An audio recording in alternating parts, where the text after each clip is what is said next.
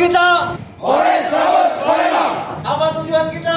Apa tujuan kita? Menjadi wilayah birokrasi bersih melayani. Iya apa? Ya. Apa buktinya?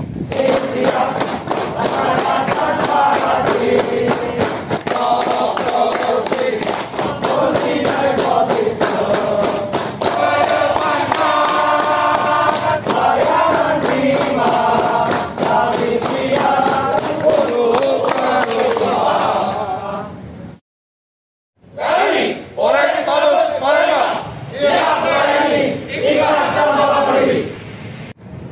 Apakah kita bisa? Bisa.